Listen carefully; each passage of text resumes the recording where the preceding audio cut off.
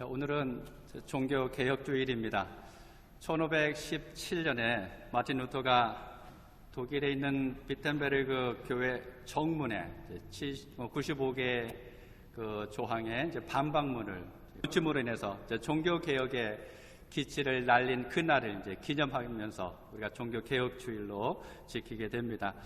오늘이 497주년이니까 3년 후면 종교개혁 500주년이 되게 됩니다.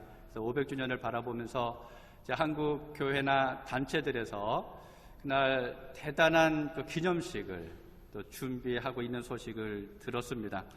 그런데 그 일들을 들을 때마다 마음속에 좀 두려운 마음이 들기도 합니다. 왜냐하면 세계 역사를 바라보면서 그 종교개혁 100주년이 되는 그 해 전후로 해가지고 여러 가지 좋지 않은 사건들이 많이 일어났습니다. 그 100주년 기념이었던 1618년에는 개신교하고 카톨릭이 30년 전쟁을 일으키기 시작을 했습니다. 그 다음에 300주년이 되는 1817년에는 종교개혁의 성지가 됐던 비텐부르크 대학이 폐쇄되고 그리고 나서 그 학교가 할례로 옮겨지는 그런 수모를 당하기도 했습니다. 뿐만 아니라 400주년이 되는 1917년 전에, 그러니까 3년 전이죠. 1914년부터 세계 1차 대전이 벌어졌습니다. 여러분, 이제 2017년이면 500주년이 됩니다. 과연 우리가 어떻게 해야 될까요? 지금까지 봐왔던 역사들, 특별히 종교개혁을 기준으로 해가지고 100년, 200년, 300년, 400년 전후를 몇 년을 통해 가지고 많은 이 세계 끔찍한 사건들이 일어나고 있었는데 과연 그러한 것들을 바라보면서 하나님께서 우리에게 하시는 말씀이 무엇일까요? 하나님께서 과연 우리에게 무엇을 원하고 계실까요? 이 종교개혁주일은 단지 과거의 사건을 기억하는데 의미가 있는 것이 아닙니다. 오늘 우리의 교회의 문제를 바라보는 거예요. 우리가 하나님과의 관계가 어떠한지, 하나님께서 과연 우리 새 생명교회를 어떻게 바라보시는지 그 문제를 우리가 들여다보는 겁니다. 그리고 그 교회를 새롭게 하기를 다짐할 뿐만 아니라 새롭게 하기 위해서 한 발 한 발 옮겨가기 시작하는 것이 바로 종교개혁주일에 우리가 해야 할 일입니다. 사실 여러 분야에서 개혁을 많은 사람들이 외쳤습니다. 특별히 한국의 정치를 보게 되면 대통령이 바뀔 때마다 했었던 말들이 있죠. 바로 개혁입니다. 저마다 다 개혁을 외쳤습니다. 그런데 어떻게 됐습니까?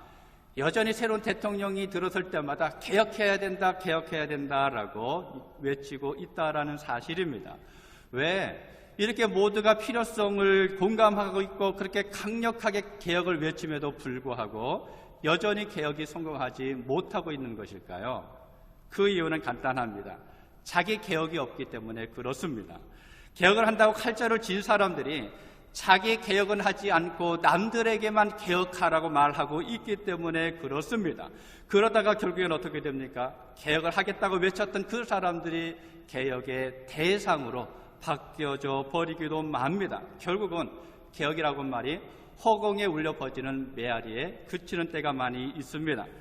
많은 사람들이 종교개혁을 외쳤습니다. 필요성을 공감했고 어떻게 할까 많은 사람들이 분명히 기도했을 것입니다.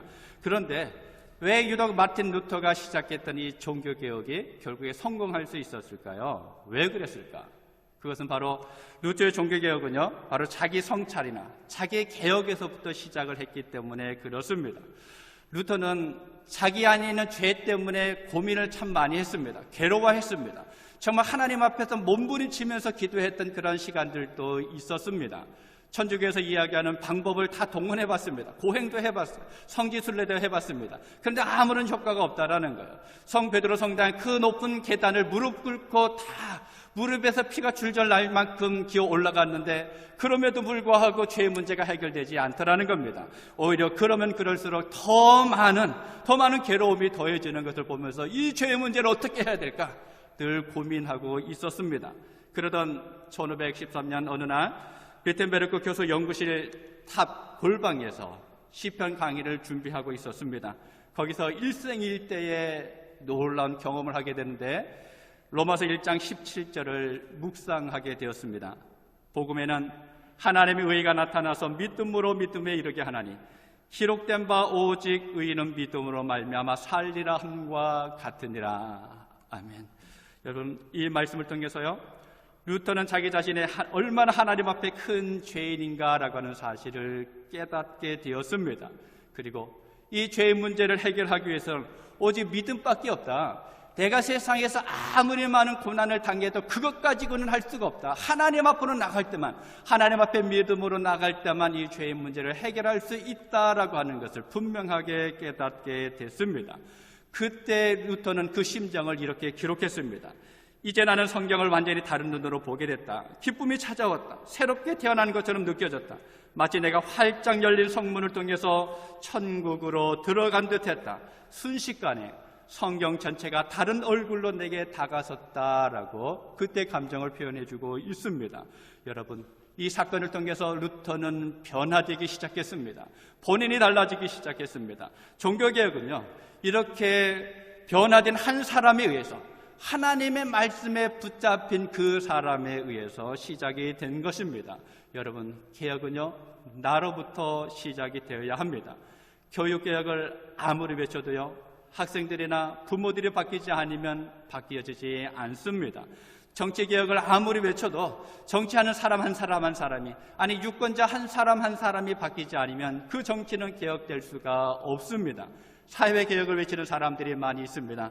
그런데 시민 한 사람이 바뀌지 않으면 사회개혁을 아무리 외쳐도 결코 변화되지 않습니다. 교회도 마찬가지예요. 교육자 한 사람이 변해야 합니다. 우리 성도 한 사람이 변해야 합니다. 특별히 내가 변해야 합니다. 내가 달라져야 합니다. 내가 변해야지 교회가 변화될 수가 있습니다. 내가 변해야지 우리의 가정이 달라질 수가 있고 우리가 사는 사회도 나라도 변할 수가 있습니다. 사랑하는 성도 여러분, 다른 사람이 아니라 내가 먼저 변해야 합니다. 자기 개혁이 성공해야 가정도 교회도 또 이 사회도 개혁할 수가 있습니다. 여러분, 그런데요, 이렇게 자기 개혁을 이루기 위해서 우리가 꼭 지켜야 할 것이 있습니다. 오늘 본문을 통해서 하나님께서 우리에게 세 가지를 말씀해 주고 있습니다. 먼저는요, 깨달아야 합니다. 깨달아야 됩니다. 오늘 본문을 보면 변해야 하는데 결코 변하지 않는 한 사람을 만날 수가 있습니다. 바로 가인입니다. 그는 신앙생활에 큰 문제가 있었습니다. 하나님 앞에 예배했는데도 불구하고 하나님께서 거절했던 그러한 문제를 가지고 있었던 가인이었습니다. 영적 삶의 문제가 있었다라는 거예요. 그렇다고 가인이 형식적인 면에서 문제가 있는 것은 아니었습니다. 나름대로 열심히 예배했습니다. 헌금도 했습니다. 기도도 했습니다. 봉사도 했습니다. 그런데 문제는 무엇인가 하면 하나님께서 기뻐하시지 않는다라는 거예요. 내 나름대로 최선을 다했는데 하나님이 바라봐 주시지 않습니다. 그런데 가인은 그 사실을 깨닫지 못했습니다. 늘 자기 자신은 잘하고 있다고 생각합니다. 나름대로 최선을 다했다고, 내가 이 정도 했으니까 하나님께서 기뻐하실 거야 라고 하고 생각하면서 지내왔습니다. 그리고 자기 주변에 나타나는 그 모든 잘못된 것들을 다른 사람의 탓으로 돌렸습니다. 오늘 하나님 앞에 예배했는데 그 예배를 받지 않는 그 문제도 다 동생 아벨 때문이다라고 이야기하고 그것을 하나님 앞에 원망으로 돌리게 됩니다. 하나님이 공평하시지 않다고, 하나님께서 너그럽지 않다라고 가인은 생각했습니다. 그러다가 결국 더 큰 죄를 저지르고 맙니다. 자기 동생 아벨을 죽이게 됩니다. 하나님께서 내 아우 아벨이 어디 있느냐라고 물었습니다. 이 순간에라도, 이때라도 이 가인이 깨달았어야 했습니다. 그런데 가인은 자기 자신을 돌아보지 않았습니다. 자기 자신을 깨닫지 못했습니다. 지금 문제가 무엇인지 몰랐습니다. 무엇을 잘못했는지 깨닫지 못했다라는 걸. 그래서 멸망의 길로 갈 수밖에 없었습니다. 치매 증상 가운데 이런 것이 있다고 이야기합니다. 집에다 전화한다고 하면서 잘못 버튼을 눌러서 친구한테 전화를 했어요. 친구가 전화를 받으니까 이 사람이 묻는 것이, 야, 너 왜 우리 집에 있냐? 라고 따져 묻습니다. 그러다가 친구가 설명을 하면, 아, 미안하다, 잘못 걸었다 라고 전화 끊고 다시 전화하는데 똑같은 번호로 또 누르면서 전화 받으면 하는 말이, 너 왜 아직 거기 있니? 너 왜 아직도 거기 있니? 라고 말한다라는 거예요. 이게 바로 치매 증상의 하나다라고 이야기합니다. 여러분, 우리의 신앙생활을 하다 보면 도대체 지금 내가 무엇을 하고 있는지 모를 때가 있습니다. 내가 하고 있는 것이 하나님 앞에 얼마나 큰 죄인지를 모를 때가 있습니다. 하나님의 마음을 아프게 해드리면서 그것이 그렇게 심각한 줄 모르고 우리가 지날 때가 있다라는 거예요. 이것이 가인이 걸어갔었던 길입니다. 하나님을 만났습니다. 하나님의 음성도 들었어요. 하나님의 은혜를 체험했습니다. 그런데 그것뿐입니다. 오히려 지금 이 순간에는 하나님으로부터 저 멀리 떨어져 나와 있습니다. 더 무서운 것은 무엇인가 하면 그러한 상황이 그렇게 심각한 줄도 모르고 있다라는 거예요. 자기 자신이 하나님과 얼마나 멀어져 있는지, 하나님과의 관계가 단절되어 있는지 그것을 모르고 살아가고 있다라는 겁니다. 사냥꾼이 어미사자를 이루는 새끼 사자 2마리를 잡아왔습니다. 그리고 집에 와서는 염소들과 함께 길렀어요. 염소의 젖을 먹고 자라다 보니까 이 갓난 이 새끼 사자들이 사자가 가지고 있었던 그 본성들, 그 야성들을 하나하나 잊어버리면서 자라가고 있었습니다. 그런데 어느 날 새끼를 잃어버렸던 어미 사자가 사냥꾼의 집 근처에 있는 들판에 와가지고 크게 으르렁거리면서 소리쳤습니다. 근데 새끼 사자들이 그 소리를 듣고는 순간적으로 그 몸에 반응이 일어나는 거예요. 내가 여기 있으면 안 되겠구나 라고 하면서 이 새끼 사자 2마리가 울타리를 부수고는 어미 사자에게 달려갔습니다. 그때 어미 사자가 질렀던 소리를 옛날 말에 보게 되면 사자후라고 하는 단어를 쓰게 됩니다. 사람들에게 큰 깨달음을 주는 소리, 누군가의 마음을 뒤흔드는 그 소리가 바로 사자후라고 하는 그 말로 표현이 됩니다. 여러분, 우리 예수님께서요, 공생애를 시작하시면서 그 사자후를 외친 적이 있습니다. 회개하고 복음을 믿으라, 회개하고 복음을 믿으라, 주님께서 외치셨습니다. 그 소리를 듣고 어떤 사람들은 주님에게 돌아왔습니다. 깨닫고 주님을 받아들였습니다. 복음을 받아들였어요. 하나님을 인정했습니다. 그 사람들이 새 사람이 되었고 결국은 구원받았습니다. 그런데 어떤 사람들은 그 소리를 듣고도 여전히 그 자리에 머물러 있었다라는 거예요. 세상의 욕망을 따라 살고 죄의 종로를 타면서 하나님을 등지고 살았습니다. 결국은 구원의 길에 들어가지 못했습니다. 살아가는 성도 여러분, 우리가 자기 개혁을 이루면 깨달아야 합니다. 시편 49편 20절에 이렇게 말씀합니다. 존귀에 처하나 깨닫지 못하는 사람은 멸망하는 짐승과 같도다. 여러분, 우리가 깨달아야 합니다. 지금 내가 하나님 앞에 어떤 모습으로 서 있는지를 보아야 합니다.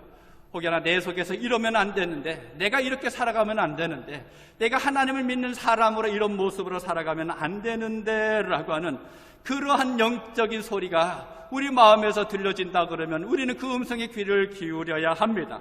구체적으로 하나님께서 너 거기가 아니다, 너 이 자리를 옮겨야 된다라고 하는 그 명령을 받았음에도 불구하고 우리가 지키지 않고 있다 그러면 그 순간 우리는 하나님으로부터 멀어져 있는 겁니다. 여러분, 우리 자신을 살펴보아야 합니다. 우리가 깨달아야 합니다. 내가 누구인지 분명히 알아야 합니다. 두 번째로는요, 말씀에 붙들려야 합니다. 오늘 본문을 보면 하나님께서 가인에게 2번 말씀하셨습니다. 7절에 내가 선을 행하면 어찌 낯을 들지 못하겠느냐, 선을 행치 아니하면 죄가 문에 엎드리느니라. 죄의 소원은 내게 있으나 너는 죄를 다스릴지니라. 하나님께서 지금 가인의 마음속에 있는 죄성을 지적해주고 있습니다. 가인이 가지고 있는 죄에 대해서 지금 말씀하고 있습니다. 그리고 9절을 보게 되면요, 내 아우 아벨이 어디 있느냐 라고 물으시면서 다시금 이 가인이 저질렀던 죄의 문제를 하나님께서 건드리고 계시다라는 거예요. 그런데 가인은 이 하나님의 말씀을 마음에 담아주지 않았습니다. 외면해버렸습니다. 말씀을 흘려버리고 말았습니다. 중요하게 생각하지 않았어요. 마틴 루터가 종교개혁이라고 하는 그 엄청난 일을 이루어가면서 당했던 수많은 고난이 있었습니다. 여러 차례 목숨이 위태로운 그런 순간들도 있었습니다. 그런데도 포기하지 않았다라는 거예요. 결국은 이 마틴 루터가 승리했습니다. 여러분, 무엇 때문에 그것이 가능했었을까요? 마틴 루터가 무엇을 가지고 있었기 때문에 그 힘든 과정들을 견디고 결국은 승리할 수 있었을까? 한마디로 하면 하나님의 말씀 때문에 그렇습니다. 1521년에 교황청의 반기를 들었다가 체포돼가지고 보름수라고 하는 의회에서 신문을 받게 되어 있었습니다. 그때 최후의 진술을 마틴 루터가 이렇게 했습니다. 내 양심이 하나님의 말씀에 사로잡혀 양심을 거르는 것은 옳지도 안전하지도 않습니다. 나는 여기 확고히 서 있습니다. 이것 외에 내가 할 수 있는 것은 아무것도 없습니다. 나는 성경의 증거와 분명한 설명이 없이는 교황이나 공회를 믿지 않습니다. 내 양심은 하나님의 말씀에 사로잡혀 있습니다. 나는 하나님의 말씀의 포로입니다. 나는 내가 지금까지 말한 것을 처리할 수 없습니다. 아니, 처리하지 않겠습니다. 마지막 변론이었습니다. 무엇 때문에요? 하나님의 말씀에 사로잡혀 있기 때문에 그렇다라는 겁니다. 룰터는 철저하게 하나님의 말씀에 사로잡혀 있는 사람이었습니다. 이 하나님의 말씀이 그로 하여금 옳고 그름을 분별하게 해주었습니다.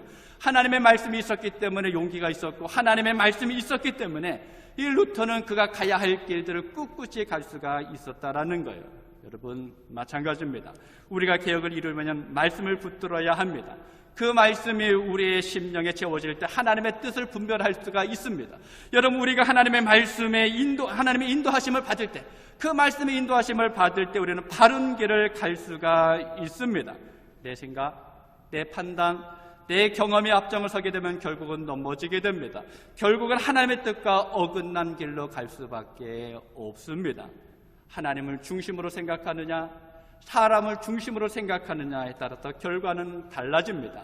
내가 하나님의 말씀을 듣고 갈 것이냐, 내가 사람의 말을 듣고 갈 것이냐에 따라서 전혀 다른 결과가 나타나게 되어져 있습니다. 사도행전 4장 19절에 이렇게 말씀합니다. 베드로와 요한이 대답하여 가로되 하나님 앞에서 너희 말 듣는 것이 하나님 말씀 듣는 것보다 옳은가 판단하라. 복음을 전하지 못하게 하는 제사장들과 사두개인들 앞에서 외쳤었던 이야기입니다. 사랑하는 성도 여러분, 우리가 말씀에 붙들려 살아야 합니다. 그 말씀이 우리를 새롭게 하고 그 말씀이 우리를 하나님께로 인도해 가실 것입니다. 우리가 자기 개혁을 이루려면 말씀이 내 심령에 가득해야 합니다. 하나님의 말씀이 내 심령을 사로잡아야 합니다. 그 말씀이 나로 하여금 하나님께서 기뻐하실 경건한 삶으로 이끌어 주실 것입니다. 오세아서 4장 6절에 이렇게 말씀합니다. 내 백성이 지식이 없음으로 망하는도다. 내가 지식을 버렸으니 나도 너를 버려 내 제사장이 되지 못하게 할 것이요, 내가 내 하나님의 율법을 잊었으니 나도 내 자녀들을 잊어버리리라. 여러분, 살기 위해서 하나님의 말씀을 붙드시기를 바랍니다. 여러분이 영원한 생명을 누리기 위해서 하나님의 말씀을 붙드실 수 있기를 바랍니다. 마지막 세 번째로는요, 철저하게 지켜야 합니다. 너는 땅에서 피하며 유리하는 자가 되리라. 하나님께서 가인에게 하셨던 말씀입니다. 오늘 본문을 보면 가인은 하나님의 말씀을 듣고도 깨닫지 못했습니다. 그 말씀을 마음에 담아두지 못했습니다. 그래서 여호와의 낯을 피해서 결국은 세상으로 도망치듯 쫓겨갔습니다. 두려워 떨면서 세상으로 쫓겨가게 되었습니다. 우리가 이 세상 한복판에 살면서 믿음으로 살려고 할 때 때로는 그 삶이 얼마나 힘들고 어려운지, 또 얼마나 많은 두려움이 있는지 경험을 해왔습니다. 우리를 흔드는 것들이 많이 있습니다. 우리를 향해서 손가락질하고 또 우리를 따돌리는 많은 경우들도 있었습니다. 큰 문제를 만날 때가 있다라는 거예요. 여러분, 그럼에도 불구하고 우리는 믿음을 철저하게 지켜가야 합니다. 대충 믿는 신용을 하는 게 아니에요. 철저하게 지켜가야 합니다. 흔들리지 말고 믿음을 지켜가야 합니다. 마틴 루터가 종교개혁을 이루어가는 과정 속에 여러 가지 위기가 있었는데, 한 번은 종교재판에 불려가서 신문을 받게 됐어요. 그런데 불려가기 전날 이 마틴 루터가 너무너무 무서워하는 겁니다. 낙심해 있는 거예요. 이것을 바라보고는 그의 아내인 카타리나가 검은 상복을 입고 루터 앞에 딱 나타났어요. 그것을 루터가 보고는 여보, 아니 이게 웬일이요? 누가 죽기라도 했어? 라고 물었습니다. 그러자 그 아내가 이야기합니다. 예, 하나님께서 돌아가셨습니다. 하나님께서 돌아가셨습니다. 루터가 그 말을 듣고 깜짝 놀라면서 이야기합니다. 아니, 하나님이 어떻게 돌아가실 수가 있단 말입니까? 말도 안 되는 소리 하지 마세요 라고 이야기하니까 루터의 아내가 다시 이야기합니다. 하나님께서 돌아가시지 않았다면 어떻게 하나님을 믿는 당신이 그렇게 낙심할 수 있습니까? 라고 이야기했습니다. 이 말이 루터의 가슴에 쿵 하고 다가왔습니다. 그 순간에 그렇다, 하나님께서 돌아가신 것이 아니라 내 믿음이 죽은 것이다. 하나님은 여전히 그 자리에 계시는데 내 믿음이 약해진 것이다. 내 믿음이 없어진 것이다 라고 고백하고는 그 순간에 새롭게 용기를 내서 그 다음에 바로 그 신문 자리에 갈 수가 있었습니다. 로마 황제 찰스 5세가 제국회의를 소집하고는 루터를 소환했습니다. 분명히 이번 소환에 응하게 되면 다시는 돌아올 수 없을 수도 있었어요. 그래서 많은 친구들이 말렸습니다. 야, 너 이번에 가면 마지막이다. 가지 마라. 도망가라. 피해라. 이렇게 말을 했는데 루터가 그 말을 듣고는 친구들에게 이렇게 이야기합니다. 그 보름스 의회 건물에 기와장처럼 마귀가 많더라도 나는 가리라. 여러분, 큰 건물의 기와장이 얼마나 많겠습니까? 그 많은 기와장 수만큼의 마귀가 자기를 기다리고 있다 할지라도 루터는 그것을 피하지 않겠다라는 거예요. 그곳에 나가겠다라고 이야기합니다. 사랑하는 성도 여러분, 우리가 이 죄악에 관영한 세상에 살다 보면 믿음을 지키는 것이 얼마나 어려운지 모릅니다. 유혹도 많습니다. 시험거리도 많습니다. 고난도 많습니다. 밖에도 많이 있습니다. 마치 바람 부는 벌판에 불 붙여진 양초를 들고 가는 그러한 삶을 살아갈 때가 있다라는 거예요. 위태위태한 때가 있습니다. 여러분, 그때 우리가 해야 할 것은 용기 있게 믿음을 지켜가는 것입니다. 주저앉는 것이 아니라 그 순간에 내가 뒤로 물러나는 것이 아니라 바로 내가 믿는 그 하나님을 바라보면서 한 발 더 앞으로 내디뎌야 한다라는 겁니다. 이 말씀을 준비하면서 한번 제 자신을 잠시 돌아보았습니다. 조그만 바람에도 갈대처럼 흔들려지는 내 믿음이라고 하는 것을 발견해 보았습니다. 조그만 어려움이 닥쳐도 쉽게 타협하는 믿음의 모습들이 있었던 것을 발견해 봤습니다. 여러분은 어떻습니까?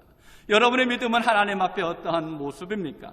사랑하는 성도 여러분, 오늘 종교개혁주일입니다. 우리가 매일매일 자기 개혁을 이루어 가야 합니다. 믿음이 더욱 새로워져야 합니다. 늘 깨달음이 있어야 합니다. 말씀에 붙잡혀야 합니다. 그리고 철저한 믿음을 지켜나가야 합니다. 요즘 많은 사람들이 제2의 종교개혁이 일어나야 한다라고 이야기하고 있습니다. 한국이든 미국이든 어느 나라에 가든지 지금 이 시대에 이제 제2의 종교개혁이 일어날 때가 다 되었다라고 말합니다. 그런데 그렇게 말하는 사람들 중에 하는 말이 나는 무슨 의미입니까? 나는 아니다라는 거예요. 나는 그곳에 끼고 싶지 않다라는 겁니다. 나는 빠지고 싶다라는 거예요. 나는 여전히 세상의 것을 누리면서 살고 싶다라는 겁니다. 지금까지 내가 쌓아놓았던 것을 나는 버리고 싶지 않다라는 겁니다. 여러분, 그러면 결코 어떤 변화도 일어나지 않습니다. 사랑하는 성도 여러분, 내가 먼저 변해야 합니다. 내가 먼저 달라져야 합니다. 여러분이 바로 변화의 주인공들이 되실 수 있기를 바랍니다. 여러분이 말씀에 붙들리고 철저하게 순종하고 여러분 스스로가 누구인지 깨달음으로 인하여서 하나님께서 여러분을 통해서 이 땅을, 이 교회를 또 하나님의 나라를 변화시켜가는 그 놀라운 일에 동참할 수 있는 여러분 한 분 한 분이 되실 수 있기를 주님의 이름으로 축복합니다.